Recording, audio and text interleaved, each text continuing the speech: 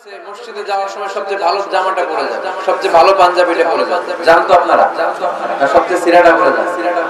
হ্যাঁ, অনেকের নামাজের জন্য একটা পুরান জামা আছে, সিরা পাড়া, এটাকে হাত উঠালে দিতে দেখা যায়, আছে না নাই? সবচেয়ে সিরা পাড়াটা লাগে নামাজের জন্য, কপাল পোড়া। আর সুন্নাতে খাতনার অনুষ্ঠানে গেলে মাশাআল্লাহ লেহেঙ্গা গায়ে দিয়ে যায়, আছে না নাই? না, আপনি ইবাদতের জন্য সবচেয়ে সুন্দর জামাটা রাখবেন। এজন্য রাব্বুল আলামিন বলেন, ইয়া বানি আদম খুযু যিনাতাকুম ইনদা কুল্লি মাসজিদ। ও বনি আদম, তুমি যখন আল্লাহর ঘরে মসজিদে ঢুকবা, ও বনি আদম, তুমি যখন নামাজের মুসল্লায় দাঁড়াবা, তোমার সবচাইতে দামি, সবচাইতে সুন্দর জামাটা গায়ে দিয়ে তুমি নামাজে দাঁড়াও। ঠিক কি না? তাহলে এখন মসজিদে যাওয়ার সময় কি গায়ে দিয়ে যাবেন বলেন? খিতাব বানাই, হ্যাঁ মাশাআল্লাহ, হ্যাঁ সবচেয়ে ভালো কাপড়টা আয়রন করে পারফিউম মেখে তারপরে আমরা যাব। রাজি আছেন তো? 3 নাম্বার আদাব হচ্ছে মসজিদে ঢোকার সময় বাম পা দিয়ে ঢুকতে হয়।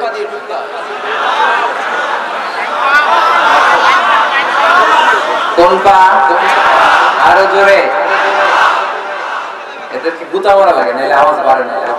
ভলিউম টাইট করতে, ভলিউম হাই করলে আর করে পারে, এলে বলতে চায় ঘটনা কি? হ্যাঁ, খায় নাই। বদরের যুদ্ধ হয়েছিল রমাদানে, কোন সাহাবী খায় নাই, না খায় একেবারে সাইজ করে দিয়েছে গায়ে। আমরা না খেলেও আমাদের হৃদয়ে ঈমানের শক্তি আছে না নেই? এই তো বুঝা যাচ্ছে ঈমানের শক্তি আছে। এতক্ষণ ছিল কি?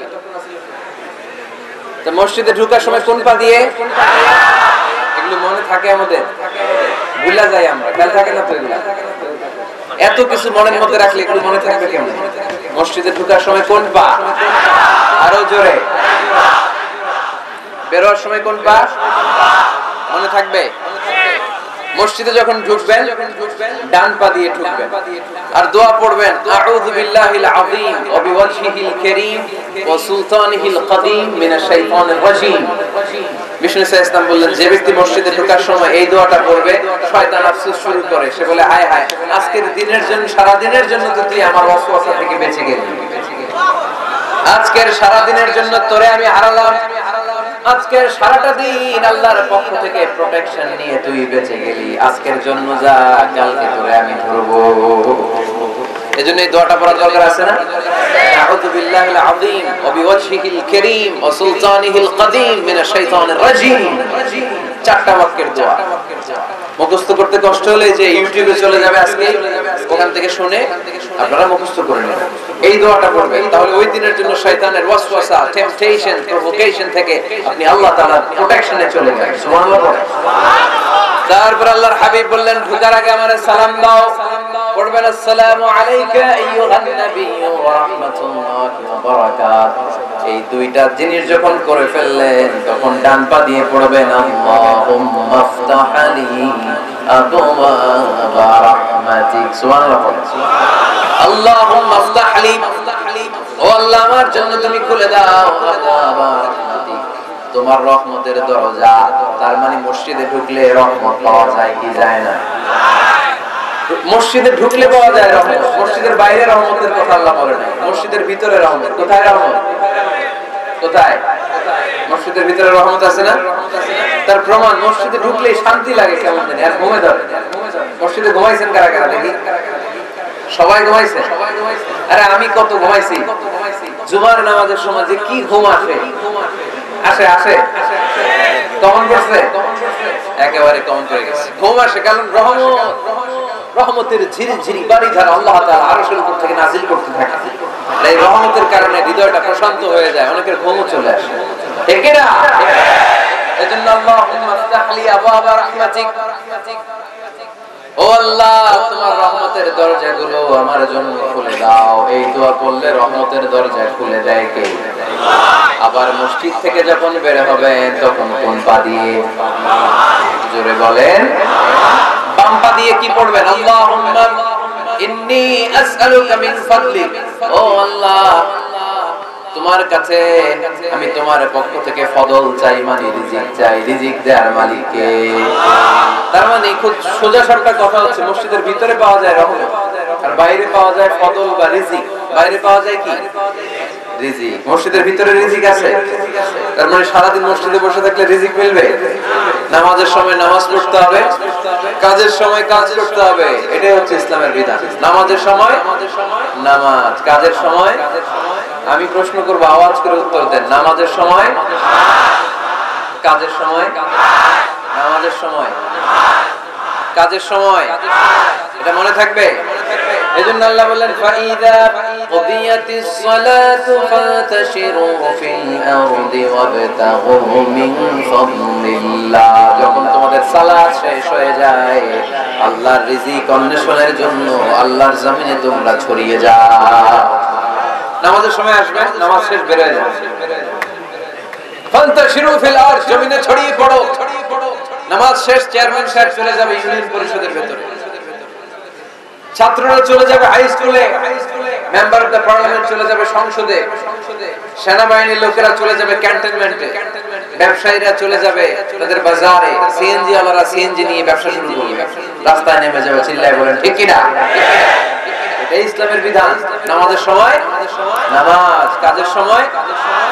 আচ্ছা, তাহলে প্রথম সুন্নাত পেলাম, পবিত্র হয়ে ঢুকবো, ভালো জামা পরে ঢুকবো 2 নাম্বার। 3 নাম্বার, ঢোকার সময় কোন পা, বের হওয়ার সময়।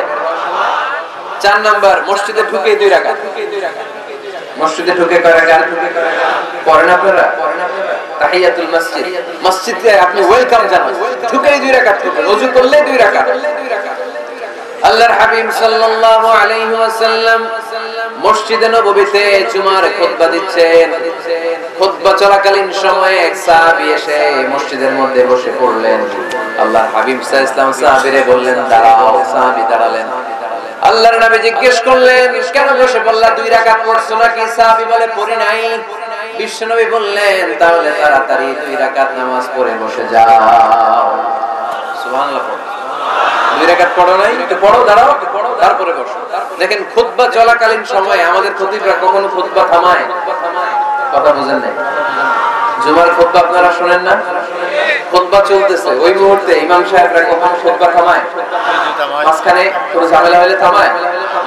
প্রথম খুতবা শেষ, বসে, তারপরে দ্বিতীয় খুতবা। খুতবার মাঝখানে কোনো থামাথামি নাই। কিন্তু আল্লাহর হাবিব সাল্লাল্লাহু আলাইহি সাল্লাম কেমন খতিব ছিলেন দেখেন। আল্লাহর হাবিব সাল্লাল্লাহু আলাইহি ওয়াসাল্লামের খুতবা দেওয়ার স্টাইল এন্ড অ্যাটিটিউড এবং আমাদের খুতবা দেওয়ার স্টাইল এন্ড অ্যাটিটিউড, আল্লাহ রাসূল সাল্লাল্লাহু আলাইহি ওয়াসাল্লামেরটা কত প্রাণবন্ত ছিল। আল্লাহ রাসূল সাল্লাল্লাহু আলাইহি ওয়াসাল্লাম সোসাইটি ওরিয়েন্টেড একজন পার্সোনালিটি ছিলেন, সমাজের মানুষ কেন্দ্রিক, খুব সামাজিক ছিলেন আল্লাহ রাসূল সাল্লাল্লাহু আলাইহি ওয়াসাল্লাম। তিনি দেখলেন একজন বসে পড়ছে, উনি খুতবা থামায় দিলেন।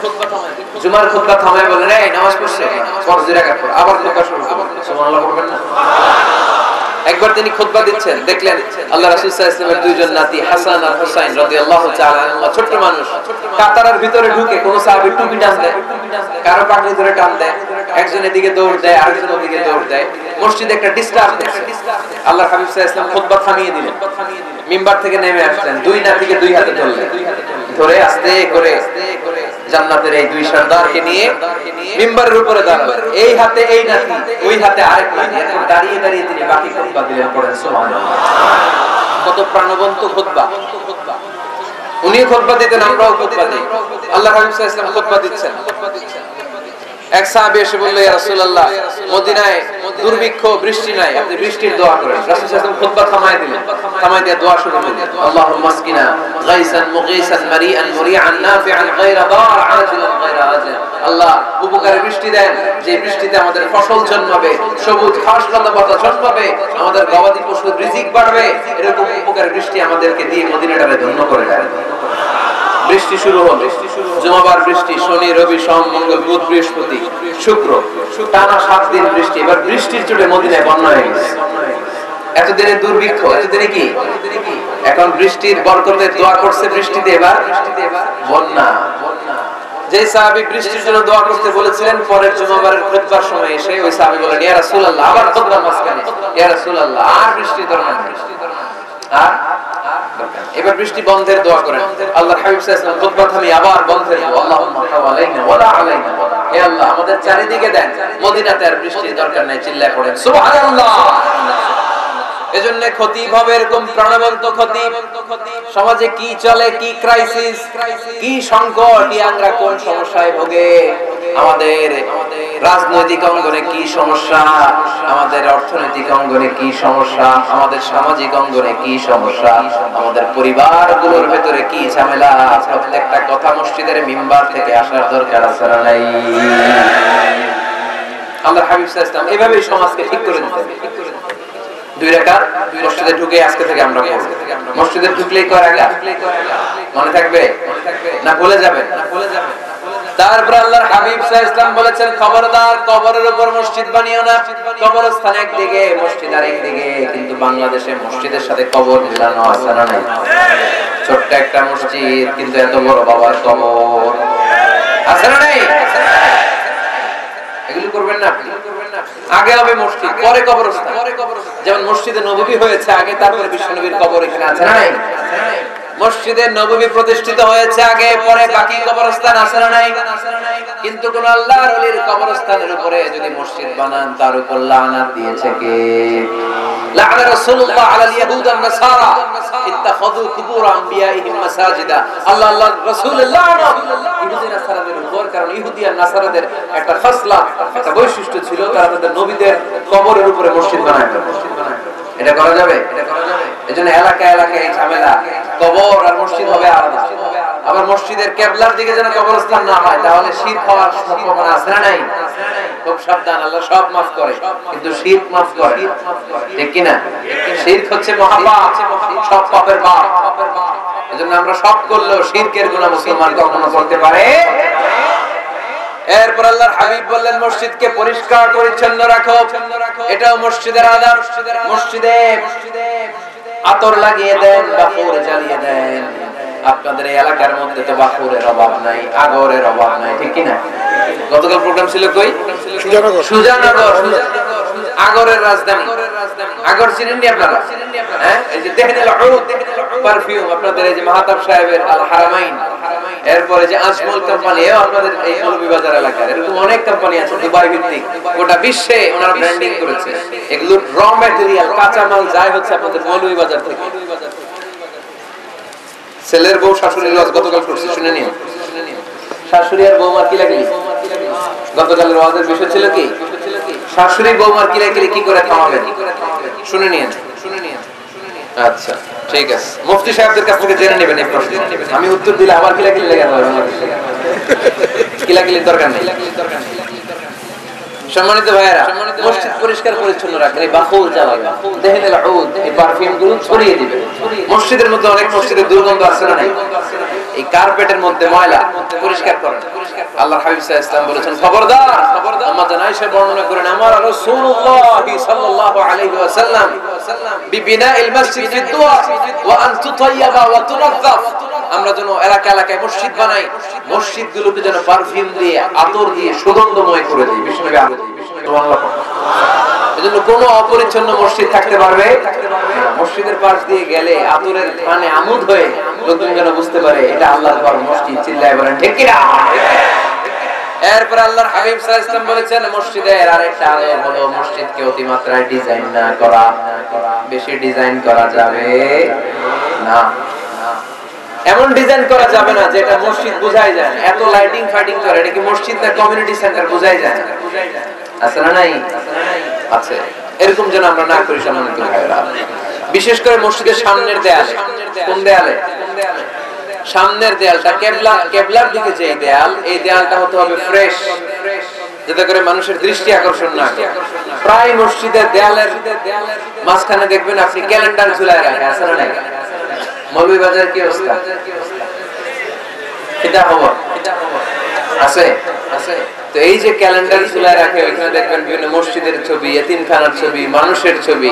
তো মানুষ নামাজও পড়ে, আবার ওগুলোও তাকায়, আছে না নাই? প্রথম কাতারে পরে ওখানে কি লেখা, এগুলা পড়ে, তার ডিস্টার্ব হচ্ছে না? এই মুসল্লির দৃষ্টি যাতে অন্যদিকে না যায়, এটা খেয়াল রাখতে হবে। যদি পারা যায়, মসজিদের সামনে কোনো ঘড়ি টড়ি চলবে না। ঘড়ি মসজিদের পেছনের দেয়ালে, সময়সূচি পেছনের দেয়ালে, সব পেছনে।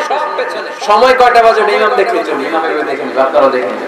কিন্তু সামনের দেয়ালটা যত সিম্পল করা যায়, আল্লাহর হাবিব সাল্লাল্লাহু আলাইহি ওয়াসাল্লাম নামাজ পড়া অবস্থায় সামনে এমন কিছু রাখতেন না যেটার দ্বারা আল্লাহর হাবিব সাল্লাল্লাহু আলাইহি ওয়াসাল্লামের সালাতের মনোযোগ অন্যদিকে চলে যায়। আমরা যখন সালাত পড়ি যদি অন্যদিকে তাকাই, ফেরেশতার মাধ্যমে আল্লাহকে ডাক দেয়, বলে আকবিল, এই বান্দা ফিরে আয়, তোর নজর থাকা দরকার সিজদার জায়গায়, ফিরে আয়। আপনি আবার যখন অন্যদিকে তাকান, আল্লাহ বলে ফিরে আয়, সিজদার দিকে তাকা। আপনি আবার যখন ঘড়ির দিকে তাকান, আল্লাহ বলে আকবিল, ফিরে আয়, সিজদার দিকে তাকা। আপনি যখন আবার অন্যদিকে তাকান, তখন আল্লাহ বলে লা হাজাতা লি ইলা সালাতি, তোর এই নামাজের দরকার আমাদের। নাউজুবিল্লাহ পড়বেন না? তোর এই নামাজের দরকার আমার নাই। ওযু করে কষ্ট করে যাকে খুশি করার জন্য আপনি সালাতে দাঁড়ালেন, উনি যদি বলে এই নামাজের দরকার নাই, তা কার জন্য নামাজ পড়লেন আপনি?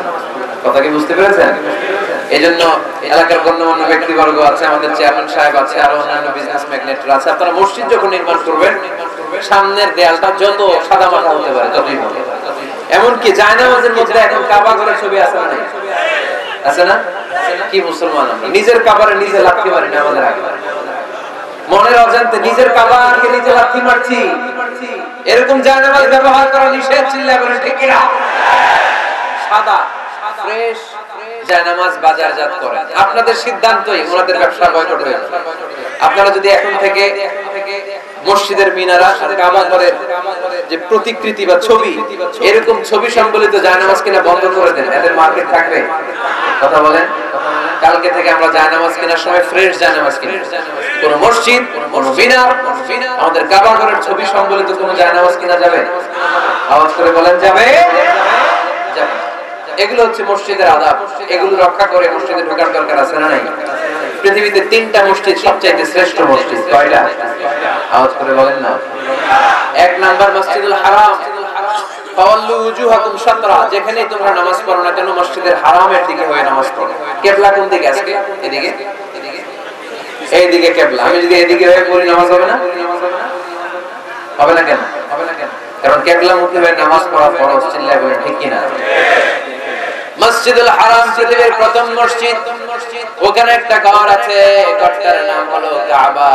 ইন্না আউওয়ালা বাইতিন উদিআ লিন-নাসি লাল্লাযী বিবাক্কাতা মুবারাকা। এই পৃথিবীর প্রথম ঘর, যে ঘরটা স্থাপিত হয়েছে বাক্কা শহরে। বাক্কা মক্কার আগের নাম। এখন শহরের নাম বাক্কা, আগে নাম ছিল কি? সবাই বলেন কি নাম ছিল? বাক্কা। এটা পৃথিবীর আদি ঘর।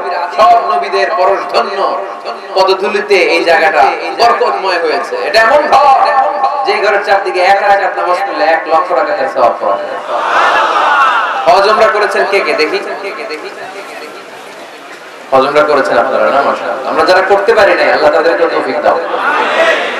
আমরা যেন কাবা ঘরে যে প্রাণ ভরে সালাত আদায় করতে পারি, আল্লাহ তৌফিক দান করুন। আমরা যেন মসজিদে নববীতে যে প্রাণ ভরে সালাত করতে পারি, তৌফিক দান করুন। আল্লাহর হাবিব সাল্লাল্লাহু আলাইহি ওয়াসাল্লামের কবরের সামনে দাঁড়িয়ে যেন আমরা প্রাণ খুলে মন প্রাণ উজাড় করে বিশ্বনবী সাল্লাল্লাহু আলাইহি ওয়াসাল্লামকে সালাম দিতে পারি, আল্লাহ তৌফিক দান করুন। এই কাবা ঘরকে কেন্দ্র করে প্রতিদিন 100টা রহমত নাযিল হয়। আওয়াজ করে বলেন কয়টা? আল্লাহর হাবিব বললেন প্রতিদিন প্রতিনিয়ত 100টা রহমত নাযিল হতেই থাকে। 60 লিত-তাইফিন, 60টা রহমত তাদের উপর নাযিল হয় যারা কাবা ঘরের চারদিকে তাওয়াফ করে। 40 লিল মুসাল্লিন, বাকি 40টা নাযিল হয় যারা কাবা ঘরের পাশে নামাজ পড়ে। ওয়া 20 লিন-নাযিরিনা ইলাল কাবা, বাকি 20টা রহমত প্রতিনিয়ত নাযিল হয় যারা তাওয়াফ করে না, সালাত আদায় করে না, শুধু কাবার গিলাফের দিকে তাকিয়ে থাকে। কাবার দিকে তাকায় থাকলেই সওয়াব। সুবহানাল্লাহ পড়েন। 1 রাকাতে কয় লক্ষ রাকাতের সওয়াব। এজন্য আল্লাহর হাবিব সাল্লাল্লাহু আলাইহি ওয়াসাল্লাম বলেছেন লা তুশাদ্দুর রিহাল ইল্লা ইলা সালাসাতি মাসাজিদা, স্পেশাল ভার্চু এন্ড রিওয়ার্ড, বিশেষ সওয়াবের নিয়তে পৃথিবীর এই 3টা জায়গা ছাড়া কোথাও নিয়ত করে ভ্রমণ করা জায়েজ নাই। এক হচ্ছে মসজিদুল হারাম, 2 হচ্ছে মসজিদ নববী, 3 হচ্ছে মসজিদুল আকসা।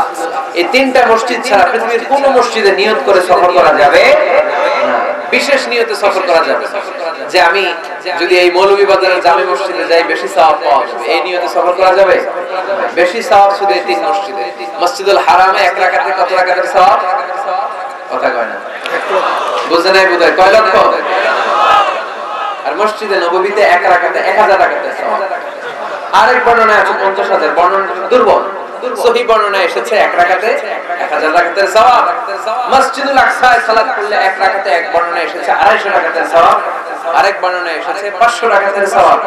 এই তিনটা মসজিদ ছাড়া পৃথিবীর অন্য কোন মসজিদে যে নামাজ পড়লে বেশি সওয়াব হবে এই নিয়তে সফর করা যাবে? চিল্লায়ে বলেন যাবে? তবে মসজিদটা দর্শন করার জন্য যেতে পারবেন।